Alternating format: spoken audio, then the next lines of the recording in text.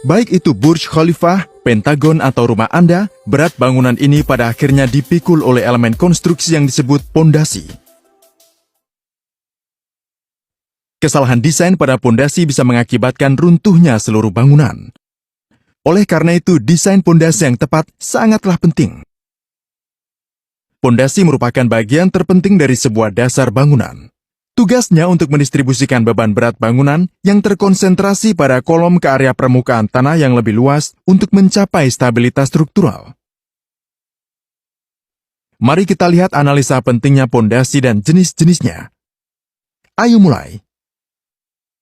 Sebelum memahami konsep desain pondasi, pertama-tama Anda perlu mempelajari sesuatu tentang tanah. Lebih khusus lagi, teknisi harus menganalisis apakah tanah di lokasi tertentu mampu menahan beban yang dihitung atau tidak. Jika tanah tersebut bisa dikompresi karena pembebanan, penggalian dilakukan sampai dan kecuali jika menemukan lapisan yang tidak bisa dikompresi yang dapat menahan pembebanan. Anda bisa melihat uji beban plat pada lapisan ini tidak menyebabkan banyak kompresi pada lapisan. Dalam fisika teknik sipil, lapisan tanah ini disebut lapisan keras. Pada lapisan keras ini, kita bisa menambahkan kolom untuk mentransfer beban dan menutupi lubang dengan tanah. Dengan proses ini, tanah harusnya mampu memikul seluruh beban struktural dengan cukup mudah. Namun, beban terpusat pada kolom ini akan menyebabkan tegangan berlebih pada tanah karena area kontak yang lebih kecil.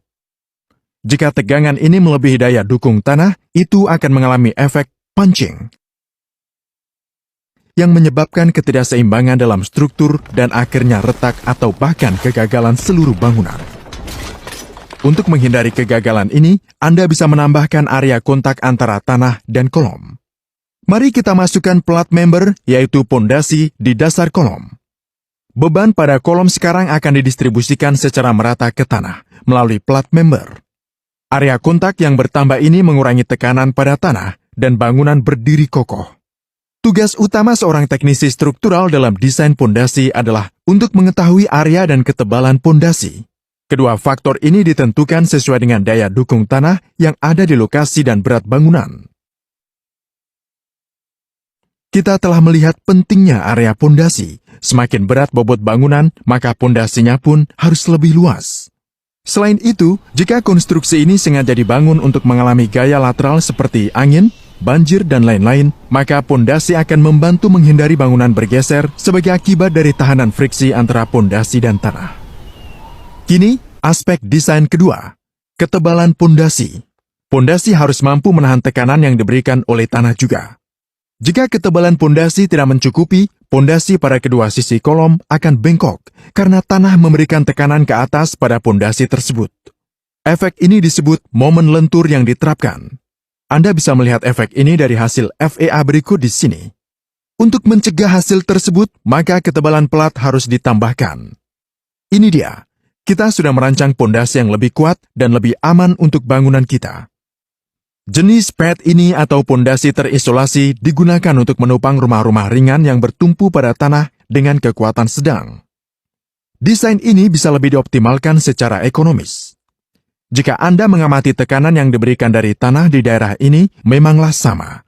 Namun momen lentur yang diberikan bertambah. Ketika kita sampai di zona tengah pondasi, jadi kebutuhan ketebalan pondasi di tengah lebih besar dibandingkan di tepi. Oleh karena itu, bentuk pondasi trapesium telah digunakan dalam struktur modern untuk pondasi terisolasi. Bagaimanapun, jenis pondasi pad digunakan pada jenis pondasi lain yang lebih kompleks. Misalkan, kolom bangunan Anda berdiri persis di tepi garis properti. Jelas, tetangga Anda tidak akan mengizinkan Anda mengambil ruang ekstra hanya untuk memperpanjang pondasi. Dalam kasus tersebut, kolom ditempatkan di tepi pondasi yang menyebabkan semua transfer beban di tanah menjadi tidak seimbang atau eksentrik. Pondasi ini bisa menahan beban bangunan yang cukup besar. Namun, jika beban bertambah melebihi batas tertentu, bangunan bisa runtuh. Trik untuk memecahkan masalah ini adalah mentransfer kelebihan beban ke pondasi lain yang berdekatan dan kuat. Transfer ini dilakukan dengan menempatkan balok penghubung di antaranya, yang berfungsi sebagai strap. Salah satu kolom pada pondasi strap ini umumnya akan memiliki pondasi yang eksentrik. Selain itu, dalam beberapa kasus ketika kolom terlalu dekat satu sama